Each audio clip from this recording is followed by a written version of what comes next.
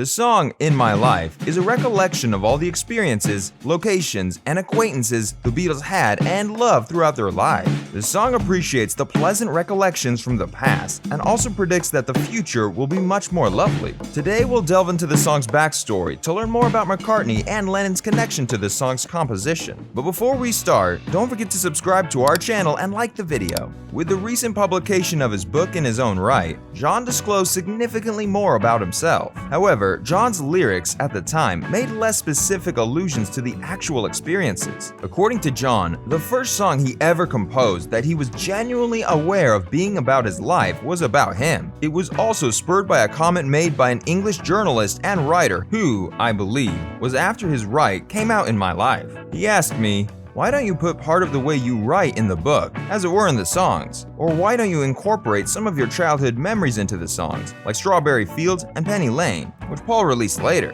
John rises to the occasion, inadvertently causing a change in the Beatles' creative approach that resulted in more intimate songs like Hey Jude, Julia, and many more that John took inspiration from by figuratively living his own. John began to mention every location he could during the early verses of the song, commenting that it was the most boring thing he had done for his music about his holiday bus trip and that it wasn't working at all. The song's lyrics were initially inspired by the bus ride John would take from his house into town. "I am unable to accomplish this. I'm powerless to achieve this." According to George, In My Life is one of his favorite songs because John is so prominently featured in the song. Because the music is so straightforward, John struggled with the middle section. "I also laid down a Baroque piano solo while they took a tea break, but John didn't hear it until he returned. What I desired was too complex for me to accomplish in real time. I started off playing the piano at half speed before speeding it up. He also enjoyed it." George claims that it's a lot, John. Furthermore, it is poetic.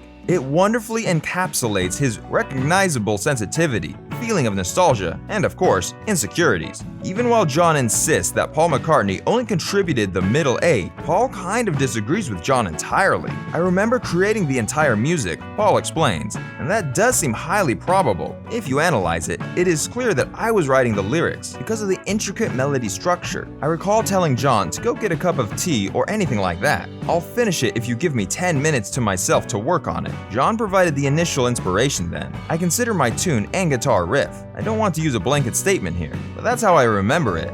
I'm pleased that we only seem to disagree on 2 songs out of everything we composed. Because of the passage of time and John's death, this is likely one of those stories we will never fully understand. However, we think it's intriguing that they didn't claim to have written it jointly, as they had in the beginning when they first worked together for some of those early songs, for sure. Paul may have written the parts of the melody that John didn't write.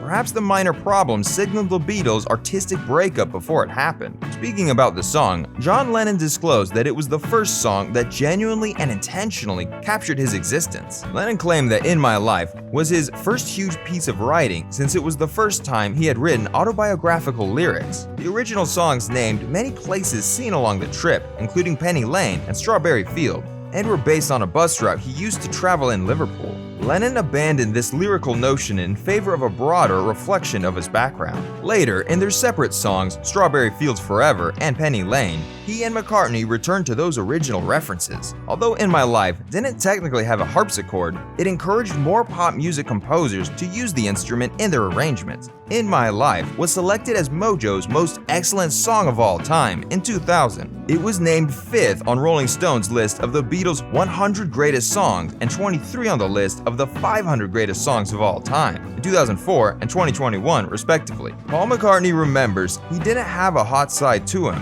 which he didn't like to express too much in fear he got rejected. The song In My Life, which appears near the conclusion of their 1965 pop masterpiece Rubber Soul, has never been regarded as being rejected, but rather as a revered piece of music. Even in the group's early years, John may have had a reputation for being the rocker, but as If I Fell from the year before shows, he occasionally allowed his softer emotions to come through in his writing. It was never more widely believed that In My Life was a nostalgic memory from John after his untimely death on December 8, 1980. In his book, The Complete Guide to the Music of the Beatles, author John Robertson describes the song as a personal epitaph, a warm-hearted salutation to friends and loves. and his description of its feelings rings true. The song was continuously broadcast on regional radio stations all around the world. We all shared stories about how his music had impacted our lives, which made the songs even more powerful and meaningful. The song's inclusion on the soundtrack of the 1988 documentary film Imagine, John Lennon was only expected. Because it was the first time he wrote intimate lyrics about his own life, Lennon referred to this song as his first true substantial piece of work.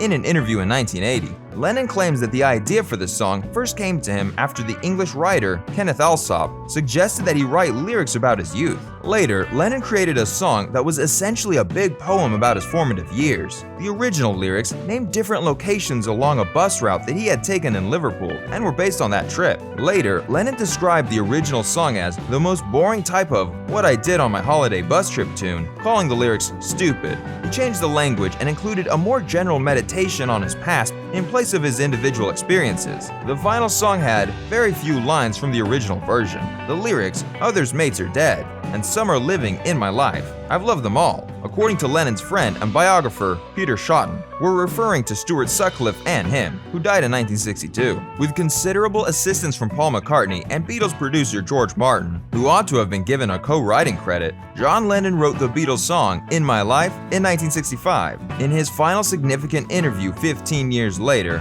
John Lennon referred to it as a memorial of friends and lovers of the past. Lennon and McCartney's memories of the music's composition diverge. His contribution melodically was the harmony and the middle eight itself. Lennon commented about McCartney. The only song McCartney contested on the list of songs Lennon claimed to have written for the magazine Hit Parader in 1977 was In My Life. According to McCartney, Smokey Robinson and the Miracles songs served as inspiration for the melody, who claimed to have placed Lennon's lyrics to music from beginning to end. Observing in 1976, he said, "In My Life was enjoyable. John composed the lyrics, and I created the music to go with him. That one was perfect." Researchers using artificial intelligence at Harvard University applied Bag of Words modeling to the song's notes and chords in a 2018 study, and they concluded that there was a 0.018 likelihood that McCartney wrote the song's full score. The verses were credited to Lennon with an 81.1% certainty, and the middle eight were credited to McCartney with a 43.6% certainty.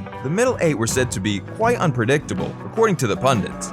The song was finished when it was recorded on October 18, 1965, except the instrumental bridge. Lennon invited George Martin to play a piano solo after first deciding he would not use an instrument and proposed something Baroque sounding. Martin tried to play a Bach-inspired piece he had written at the song's tempo, but was unable to do so. To overcome the performance challenge and give the solo a distinctive sound that resembled a harpsichord, the solo was recorded on October 22nd with the tape running at half speed. When played at average speed, the piano was twice as rapid and an octave higher. More song producers began using harpsichords in their arrangements as a result of In My Life. In My Life was named 5th on Rolling Stone magazine's list of the Beatles' 100 greatest songs and number 23 on the list of the 500 greatest songs of all time in 2004 and 2021 respectively. On CBC's 50 Tracks, the song came in second place. In 2000, Mojo magazine ranked it the greatest song of all time. It ranks as the 194th most well-known song in the history of popular music,